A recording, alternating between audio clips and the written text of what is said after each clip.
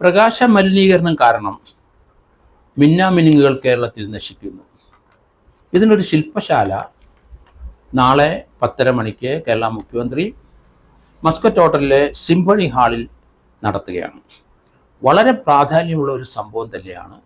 ഇത്ര തിക്കും തിരക്കിനും ഇടയ്ക്ക് കേരള മുഖ്യമന്ത്രി പ്രകൃതിയിലെ ചെറിയ ജീവികളെ നിരീക്ഷിക്കുന്നു എന്നുള്ളതാണ്, അദ്ദേഹത്തിന് അതിൻ്റെ അർത്ഥം മനസ്സിലായി എന്നുള്ളതാണ് ആ ശില്പശാലയുടെ പ്രാധാന്യം. അദ്ദേഹത്തിന് തീർച്ചയായിട്ടും അഭിനന്ദിക്കാതിരിക്കാൻ കഴിയില്ല. സംഘർഷഭരിതമായ കേരള രാഷ്ട്രീയത്തിലും സാമ്പത്തിക ഞെരുക്കമുള്ള ഒരു ഭരണ പ്രതിസന്ധിയും ഒക്കെ ഉള്ള മുഖ്യമന്ത്രിക്ക് ഈ പ്രകാശ മലിനീകരണത്തിൻ്റെ ദൂഷ്യം എന്താണെന്ന് മനസ്സിലായി എന്നുള്ളതാണ് ഇതിൻ്റെ വലിയ പ്രാധാന്യം. കാരണം നമുക്കറിയാം, കേരളത്തിലെ നമ്മുടെ ആവാസ വ്യവസ്ഥയിൽ മാറ്റങ്ങൾ ധാരാളം സംഭവിച്ചുകൊണ്ടിരിക്കുന്ന സ്ഥലത്ത് നമ്മളൊക്കെ ചെറുപ്പത്തിൽ കണ്ടിരിക്കുന്ന ഈ മിന്നാമിനുങ്ങുകളൊന്നും ഇപ്പം കാണാറേയില്ല. കാരണം മിന്നാമിനുങ്ങിന് ഇരുട്ട് വേണം, ചെറിയ ഇരുട്ട് വേണം, അല്ലെങ്കിൽ രാത്രി നല്ല ഇരുട്ട് വേണം. ആ ഇരുട്ടത്താണ് ചെറിയ പ്രകാശം പരത്തിക്കൊണ്ട് മിന്നാമിനുങ്ങൾ കേരളത്തിലെ ഈ പല ഭാഗങ്ങളിലും കാര്യങ്ങളിൽ കേരളത്തിലെ പച്ചപ്പ് അല്ലെങ്കിൽ മാറിയിട്ടില്ലാത്ത സ്ഥലങ്ങളിലൊക്കെ, ഇരുട്ട് നിറഞ്ഞിരിക്കുന്ന സ്ഥലങ്ങളിലൊക്കെ ഈ ജീവികളെ കാണുന്നത്. അതുപോലെ തന്നെ മറ്റൊരു നാശം കേരളത്തിൽ സംഭവിച്ചുകൊണ്ടിരിക്കുന്ന പൂമ്പാറ്റകളാണ്. നമുക്കിപ്പോൾ പൂമ്പാറ്റകളെ പണ്ട് കുട്ടികളൊക്കെ പഠിപ്പിക്കും, ക്ലാസ്സിൽ പഠിക്കുന്ന സമയത്ത് ധാരാളം പൂമ്പാറ്റകളൊക്കെ സ്കൂളിൻ്റെ പരിസരത്തൊക്കെ നമ്മൾ കാണും. ഇപ്പം സ്കൂളിൻ്റെ പരിസരത്ത് എല്ലാവരും വിട്ടിരിക്കുന്നു. സ്കൂളിൻ്റെ പരിസരത്തുള്ള ശബ്ദ മലിനീകരണവും മൂലം തന്നെ, അതുപോലെ പ്രകാശ മലിനീകരണവും ഒക്കെ ഉണ്ടാവും. സ്കൂളിലെ ആഘോഷങ്ങളൊക്കെ തീർച്ചയായിട്ടും അവിടെ ലൈറ്റൊക്കെ ഇട്ടുള്ള ആഘോഷങ്ങളാണ്, രാത്രിയും പകലും ഒക്കെയാണ്. അതുകൊണ്ട് പൂമ്പാറ്റകളൊക്കെ അവിടുന്ന് ഓടി രക്ഷപ്പെട്ടു. അതുപോലെ അതിന് നാശം സംഭവിക്കുന്നു. മിന്നാമിനുങ്ങ് കേരളത്തിൽ നിന്ന് പതുക്കെ അപ്രത്യക്ഷമാകുന്ന കാഴ്ചയാണ്. ഏതായാലും മുഖ്യമന്ത്രിയുടെ ശ്രദ്ധ ഈ തിരക്കിനിടയിലും ഇങ്ങനെയുള്ള കാര്യത്തിലും പ്രകൃതിയിലേക്ക് ഊന്നി വന്നതുകൊണ്ട് തീർച്ചയായിട്ടും അദ്ദേഹത്തിന് അഭിനന്ദിക്കാതിരിക്കാൻ കഴിയില്ല. അതുകൊണ്ടാണ് അതൊരു പ്രത്യേക ഒരു നിരീക്ഷണം തന്നെയാണ്. അക്കാര്യത്തിൽ അദ്ദേഹത്തിനെ ഒരിക്കൽ കൂടി ഞാൻ അഭിനന്ദിക്കുകയാണ്. പ്രകാശ മലിനീകരണം മൂലം നമ്മുടെ മിന്നാമിനുകളും ഒക്കെ അപ്രത്യക്ഷമാകുന്നു എന്ന് ഒരു നിരീക്ഷണം നടത്തിയവരെ തീർച്ചയായിട്ടും അതിനുള്ളൊരു ശില്പശാല സംഘടിപ്പിക്കുന്നു, അതിൻ്റെ ഉദ്ഘാടകനായിട്ട് മുഖ്യമന്ത്രി വരുന്നു എന്നുള്ളതാണ് അതിൻ്റെ പ്രാധാന്യം. സംരംഭ സൗഹൃദ നിർമ്മല കേരളം 2026 എന്ന പേരിലാണ് ആ ശില്പശാല നാളെ 10:30 മണിക്ക് നടക്കുന്നത്. ഇടുക്കിയിലെ ഉപ്പുതറക്കാരനാണ് ഞാൻ. എൻ്റെ വീടിൻ്റെ പുറകിലാണ് പെരിയാർ റിവർ. ഞങ്ങളുടെ വീടിൻ്റെ അവിടെ മുതൽ പെരിയാർ വരെ ഞങ്ങൾക്ക് സ്ഥലമുണ്ട്.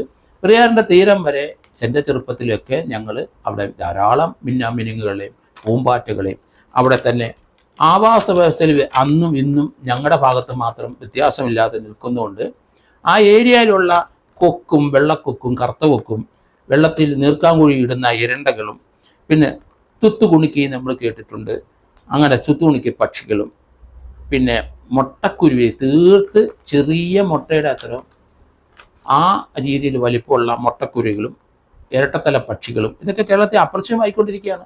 അതെല്ലാം ഇന്നും എൻ്റെ വീടിൻ്റെ പിന്നിൽ അവിടുത്തെയുള്ള ആ ചെറിയ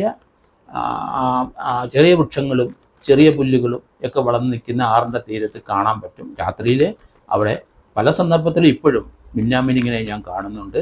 ആ ആറിൻ്റെ തീരത്തുള്ള ചെളിയിൽ, അല്പം ഉണങ്ങിയ ചെളി ഭാഗത്ത് ധാരാളം പൂമ്പാറ്റകൾ പല നിറത്തിലും വർണ്ണത്തിലുള്ളത് കാണാൻ പറ്റുന്നുണ്ട്. പ്രകൃതിയിലെ ആവാസ വ്യവസ്ഥയ്ക്ക് കേരളത്തിൽ മൊത്തമായി വലിയ മാറ്റം സംഭവിച്ചുകൊണ്ടിരിക്കുന്ന ഈ സന്ദർഭത്തിൽ മുഖ്യമന്ത്രി ഈ ഒരു കാര്യത്തിൽ വലിയ ഉത്സാഹം കാണിച്ച് അദ്ദേഹം മസ്കറ്റിൽ പോയി അവിടെ ഈ മിന്നാമിനുങ്ങിൻ്റെ ആ പ്രകാശ മലിനീകരണം കാരണമുള്ള നാശത്തെപ്പറ്റി ബോധവാനായി പറയുന്നത് തീർച്ചയായിട്ടും അദ്ദേഹത്തിനെ പോലെയുള്ള ഒരു മുഖ്യമന്ത്രി ഇങ്ങനെയുള്ള കാര്യത്തിൽ ശ്രദ്ധിക്കുന്നു എന്നെങ്കിൽ അഭിനന്ദനം അറിയിക്കുന്നു. അതുകൊണ്ടാണ് ഞാനത് പ്രത്യേകമായിട്ട് എടുത്തു പറയുന്നതിൻ്റെ കാരണം. പ്രകാശ മലിനീകരണം കൊണ്ട് നമ്മുടെ ചെറിയ ജീവികൾ, രാത്രിയിൽ സഞ്ചരിക്കുന്ന ചെറിയ ജീവികളെല്ലാം നശിച്ചു പോകുന്ന കാഴ്ചയാണ് നമ്മൾക്ക് കേരളത്തിൽ കാണാൻ പറ്റുന്നത്. അതുപോലെ തന്നെ ടൂറിസം പ്രവാഹം കേരളത്തിൽ വളരെ കൂടിക്കൊണ്ടിരിക്കുന്നു. റിസോർട്ടുകളെല്ലാം പല സ്ഥലത്തും കെട്ടിപ്പൊക്കിക്കൊണ്ട് ആ ആവാസ വ്യവസ്ഥയ്ക്ക് പല ജീവികൾക്കും വിഘ്നം നടക്കുന്ന കാഴ്ചയാണ് നമ്മൾ കാണുന്നത്. കേരളത്തിലേക്ക് കഴിഞ്ഞ വർഷം ഏകദേശം 30 ലക്ഷത്തോളം ടൂറിസ്റ്റുകൾ വന്നു എന്നാണ് കണക്കാക്കിയിരിക്കുന്നത്.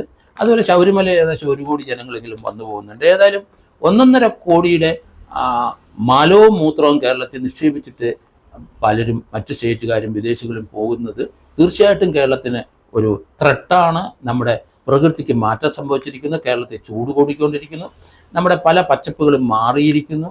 നമ്മുടെ പല സ്ഥലങ്ങളും വെറ്റ്ലാൻഡുകളെല്ലാം മണ്ണിട്ട് ഉയരുന്നു.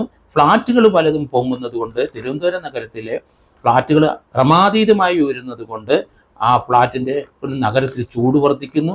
രണ്ടാമത്, നഗരത്തിലെ ആ വഴികളൊന്നും വികസിച്ചിട്ടില്ല. പണ്ട് രാജകൊട്ടാരം ഉണ്ടായിരുന്ന സന്ദർഭത്തിൽ, രാജാവ് ഭരിക്കുന്ന സന്ദർഭത്തിലുള്ള വഴികൾ അതേപടി നിൽക്കുന്നു. വേറെ പുതിയ വഴികളൊന്നും ഇല്ലാത്തതിനാൽ അതിൻ്റെ ചുറ്റും ധാരാളം ഫ്ലാറ്റുകൾ പൊങ്ങുന്നത് കൊണ്ട് അവിടെ വാഹനങ്ങളെ പെരുപ്പം ഉണ്ടാകും. നമ്മൾ ആലോചിക്കണം, തിരുവനന്തപുരത്ത് 100 കണക്കിന് ഫ്ലാറ്റുകൾ വന്നു കഴിഞ്ഞു.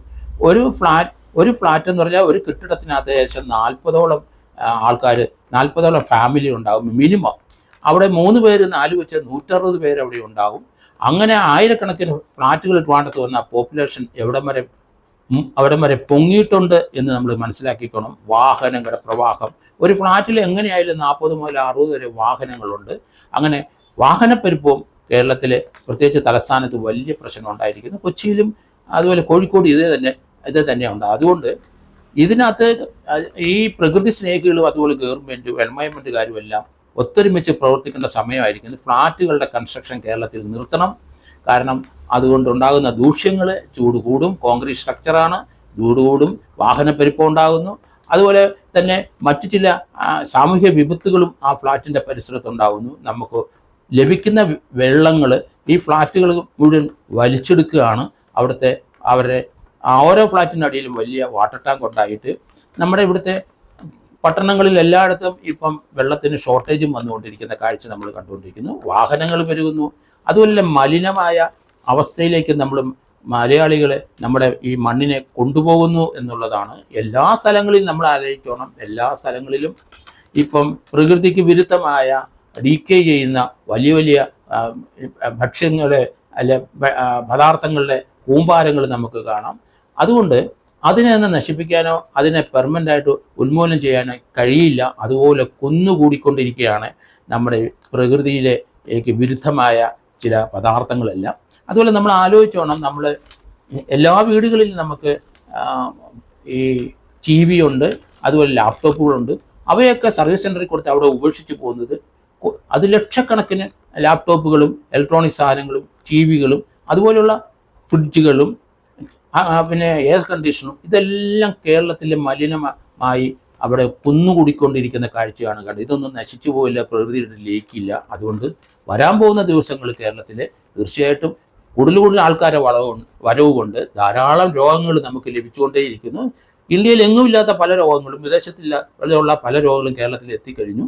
അത് മുഴുവൻ നമ്മൾ സഹിക്കേണ്ടി വരും. അതുകൊണ്ട് ഇങ്ങോട്ടുള്ള ആൾക്കാരുടെ പ്രവാഹം തീർച്ചയായിട്ടും പണത്തിന് വേണ്ടിയിട്ടുള്ള പ്രഭാവം നമ്മുടെ മലയാള സംസ്കാരത്തെ, മലയാളികളെ നശിപ്പിക്കും എന്നാണ് എൻ്റെ ഒരു നിഗമനം.